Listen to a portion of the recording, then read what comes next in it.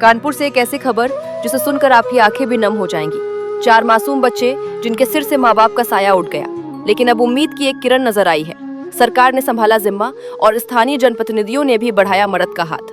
कानपुर के महाराजपुर थाना क्षेत्र के भेवली गांव से एक भावुक कर देने वाली तस्वीर सामने आई है, जहां अप्रैल महीने में हुई एक दर्दनाक घटना के बाद 4 मासूम बच्चे पूरी तरह अनाथ हो गए थे।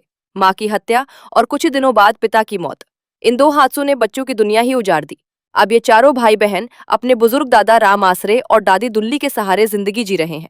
लेकिन अब राहत की खबर ये है कि सरकार ने इन बच्चों की पढ़ाई और पालन पोषण की जिम्मेदारी उठा ली है। हर महीने आर्थिक सहायता दी जाएगी और दादा दादी की पेंशन भी सुनिश्चित कर दी गई है।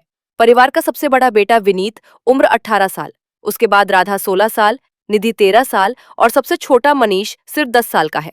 इतनी छोटी उम्र में ही इन बच्चों पर जिंदगी का इतना बड़ा बोझ आ गया है। सरसोल ब्लॉक प्रमुख डॉक्टर विजय रत्ना तोमर और प्रधान संघ अध्यक्ष रोहित सिंह तोमर ने परिवार से मुलाकात की। उन्होंने बच्चों को खाद्य सामग्री, खेल सामग्री और नगद धनराशि देकर सहयोग किया।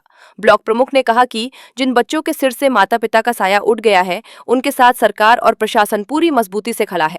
लेकिन इस मुलाकात के दौरान एक ऐसा पल आया जिसने वहां मौजूद हर किसी को रुला दिया। सबसे बड़े बेटे विनीत ने भावुक होकर कहा, अगर मैं पढ़ाई करूंगा तो छोटे भाई बहनों का ध्यान कौन रखेगा। विनीत की ये बात सुनकर हर आंख नम हो गई।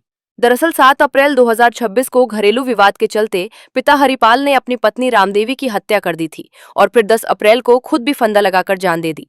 दोनों की मौत के बाद चारों बच्चे पूरी तरह अकेले हो गए, लेकिन अब इन बच्चों के लिए उम्मीद जगी है। सरकार और समाज अगर ऐसे ही साथ खड़ा रहा तो ये मासूम अपने सपनों को जरूर पूरा कर पाएंगे। आज हमने ब्योली गांव में पीड़ित परिवार से मुलाकात करी और हमारे जब संज्ञान में आया कि उनके माता-पिता आपसी किसी विरोध के कारण उनकी मृत्यु हो गई है, तो हमारे ब्लॉक और हम सबको बड़ा दर्द हुआ इस बात का कि उनके बच्चे कैसे जीवन अपना यापन कर रहे होंगे। इस स्थिति को देखते हुए हम सबसे पहले यहाँ पर जैसे ही हमें जानकारी मिली, सबसे पहले हम यहाँ पर आए और उन बच्चों से हमने मुलाकात करी।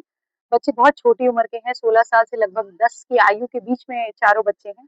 हमने अपने सरसौल ब्लॉक की तरफ से जो इनको ज़्यादातर मदद हो सकती है, वो इनको उपलब्ध कराने की कोशिश करी है, जिसके अंतर्गत हमने इनको मुख्यमंत्री सेवा योजना के अंतर्गत इनको ₹2500 2 बच्चों को एक परिवार में मिल सकता है।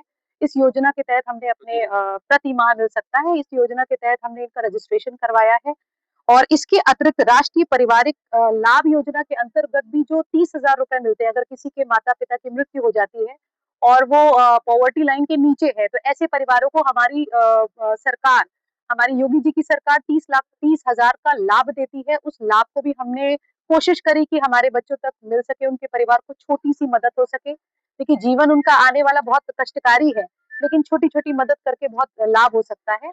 और ये भी बताना चाहूँगी कि हम जब यहाँ पर आए तो हमें पता चला जो इनके दादी-बाबा हैं, उनका पेंशन नहीं मिल रही थी उनको। तो हमारे साथ हमारे जो तोमर साहब हैं, उन्होंने भी इस चीज़ को फ़ोकस किया कि नहीं, इनकी वृद्धा पेंशन होनी चाहिए और हम सबके योगदान से हमने उनका तुरंत आधार कार्ड ऑन द स्पॉट लेकर के रजिस्टर कराया समाज कल्याण विभाग से, ताकि उनको भी कुछ मदद रहेगी तो इन बच्चों का कुछ ना कुछ आगे भविष्य ठीक रहेगा।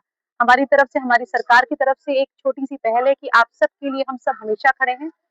तो मैं चाहती हूँ आप सब पढ़ाई-लिखाई करें, ज़िंदगी में आगे बढ़ें और कोई दिक्कत हो तो हमेशा हम सब आपके